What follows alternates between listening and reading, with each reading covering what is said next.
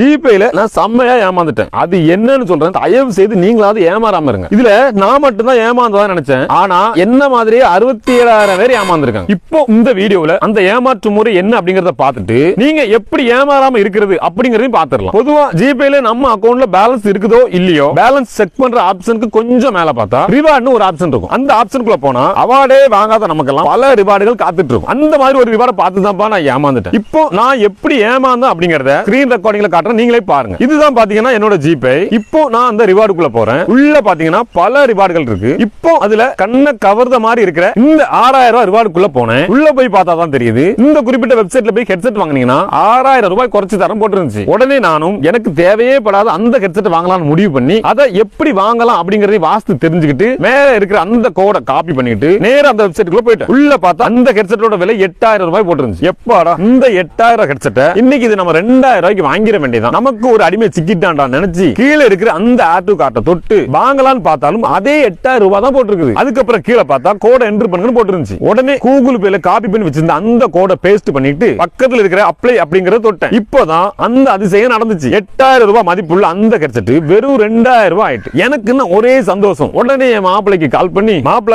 எனக்கு ஒரு அடிமை சிக்கிட்டு 8,000 ரூபாய் ஹெட்செட் 2,000 ரூபாய்க்கு தாரன்னு சொல்றான், உனக்கும் வேணுமான்னு கேட்டேன். உடனே அவன் உன்கிட்ட அவன் சிக்கிருக்கானா இல்ல அவன்கிட்ட நீ சிக்கிருக்கியா அப்படிங்கறத வந்து சொல்றேன்னு சொல்லிட்டான். உடனே அவன் நேர்ல வந்து எனக்கு ஒரு செய்முறையை செஞ்சு காட்டினான். அதுக்கப்புறமா தான் எனக்கு எல்லாமே புரிஞ்சுது. அது என்னன்னா, இந்த வெப்சைட்ல போட்டிருக்கிற அந்த ஹெட்செட்டோட பேரை கூகுள்ல டைப் பண்ணி தேடினா பார்த்தா இதே ஹெட்செட் அமேசான்ல இருக்கிற மாதிரி காட்டுச்சு. உடனே அமேசானுக்குள்ள போய் பார்த்தா இந்த ஹெட்செட்டோட விலை 2,700 ரூபான்னு போட்டிருந்துச்சு. அதுக்கப்புறமா இதே ஹெட்செட் பிளிப்கார்ட்ல இருந்துச்சு, அதுலயும் விலை 2,700 ரூபாய் தான் போட்டிருந்துச்சு. உடனே என்னோட மாப்பிள, நீ ஹெட்செட் வாங்கணும்னு நினைச்சு அமேசான்ல ஹெட்செட் தேடும் போது இதே 2,700 ரூபாய்க்குள்ள ஹெட்செட் உனக்கு காட்டி இருந்துச்சுன்னா நீ வாங்கிருப்பியா அப்படின்னு நறுக்குன்னு கேட்டான். உடனே நானும், மாப்பிள ஹெட்செட்னாலே 500 ரூபாய் தான் என்னோட பட்ஜெட்னு சொன்னேன். உடனே அவன், நார்மலா 500 ரூபாய்க்கு ஹெட்செட் வாங்குற ஒன்ன 2,000 ரூபாய்க்கு உன்னை ஒருத்தர் வாங்க தூண்டி இருக்காமல, சொல்லு மாப்பிள நீ அவன்கிட்ட சிக்கிருக்கியா இல்ல அவன் உன்கிட்ட சிக்கி இருக்கானா அப்படின்னு செருப்பால் அடிச்ச மாதிரி நறுக்குன்னு கேட்டான். இப்போ மக்களாகிய நீங்களே சொல்லுங்க, 500 ரூபாய்க்கு ஹெட்செட் வாங்க யோசிக்கிற ஒருத்தனை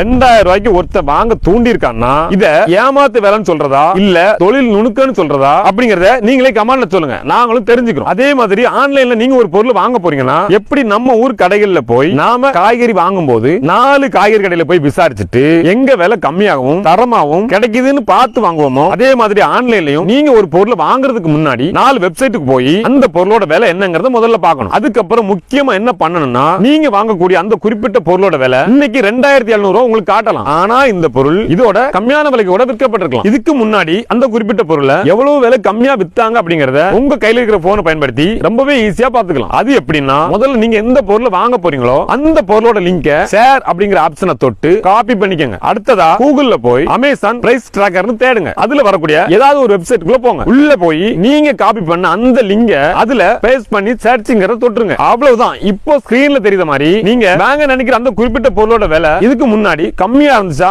அல்லது அதிகமா இருந்துச்சா அப்படிங்கறதையும் பாத்துக்கலாம். அதனால ஆன்லைன்ல நீங்க ஒரு பொருள் வாங்க போறீங்கன்னா தயவு செய்து இந்த எல்லா விஷயத்தையும் செக் பண்ணிட்டு அதுக்கப்புறம் வாங்குங்க. இதெல்லாம் செக் பண்ணாம மிக குறைஞ்ச விலையில உள்ள பொருளை ரொம்ப அதிக விலைக்கு வாங்கிடாதீங்க.